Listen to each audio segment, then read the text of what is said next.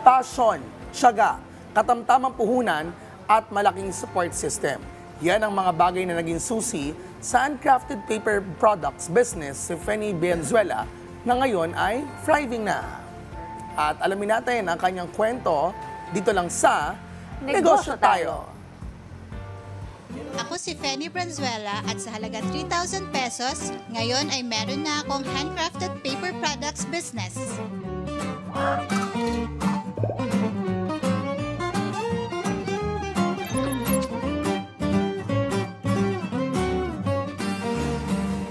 I used to be an IT person. IT administrator ako sa isang NGO. Ako yung all around. Dumating yung point na nagkakasakit ako kasi sa stress, sa dami nung kailangan kong gawin. Yung cute creations, nagsimula siya as a hobby. Mahilig kasi talaga akong magbuting-ting, maggumawa ng kung ano-anong bagay. Yung mga pangregalo ko sa Pasko, ginagawa ko, nireregalo ko. Tapos bumabalik yung mga kaibigan ko, nagpapagawa, uy, pwede mong pagkakitaan yan. Pwede mong gawing negosyo. Then na-realize ko, yes, pwede akong mag-resign. Tapos pag natutukan ko siya ng maayos, kikita ko ng sapat. May kaba, may alangan din kasi malaki-laki din yung mawawalang income eh. Bagong negosyo, so magsisimula talaga ako from scratch. So hahanapan ko talaga ng way na sana kumita nga siya ng sapat. Nag-research din ako, paano gawin, ano yung best materials na gamitin, yung parang sulit yung babayaran nila para doon sa material or sa bagay na ibibigay mo rin sa kanya. Sigurado kang matutuwa rin yung kliyente yung pagbibigyan mo ng product mo. Nung nagsimula ako, friends yung mga nag-order before. Siguro right now, since we're still thriving pa rin kasi coming from the pandemic. So siguro mga 3, 4, ganon. Pero hindi siya yung paisa-isa.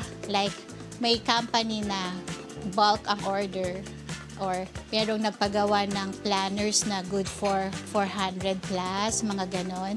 So, hindi naman siya kalakihan pa for now. Pero I think hoping naman na mas magiging mabuti siya over time. Big challenge siya kasi home-based.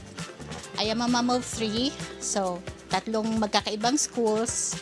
Yung challenge din is dahil ako nagde-design, ako magma-market, ako magbebenta. Siyempre yung price increase ng mga materials, mas malaki kasi yung difference from when I started and then sa ngayon, ang laki ng jump ng mga prices talaga. Siguro yung manpower. Since nga dahil solo ako, although I am very happy and lucky and grateful na may family akong very supportive.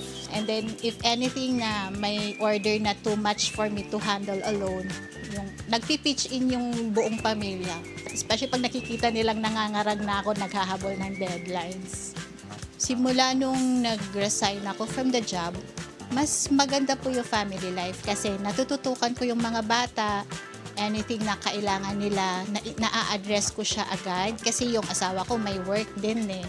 And it really matters na nasusubaybayan ko yung paglaki ng mga bata.